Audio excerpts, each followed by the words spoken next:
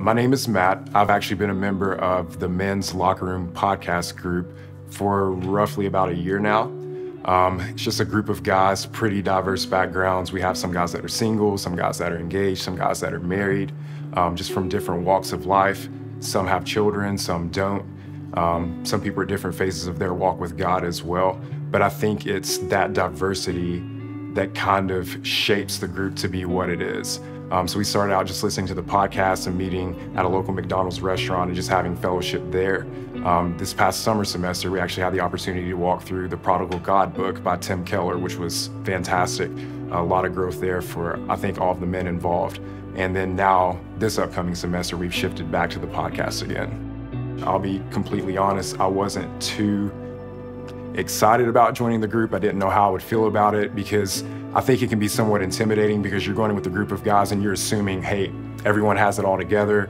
I'm not airing out any of my laundry. And so that kind of makes us be more reserved, kind of keep to ourselves, kind of build up these walls. But the reality is when we have those breakthroughs, that's really when God has room to move and allow us to grow in our walk with Him. I thank God each and every day for this group of guys. I've seen the way that has transformed me and made a very significant impact in not only my walk with God, but just how I treat my wife as a husband now, how I treat my parents as a son, trying to be a decent role model for my younger brother, trying to be a better friend, and it even transcends over into my healthcare profession as well.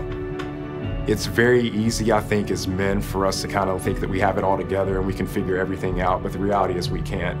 I've been there, I've done that, I've tried it, and I've failed epically. But fortunately in my life, God's had a way of humbling me instead of humiliating me in the process. And I think that's what draws me closer to those group of guys. I know I can go to them about anything that's going on in my life. They're not going to judge me for it. They're going to encourage me. They're going to challenge me. They're going to uplift me. They're going to walk with me.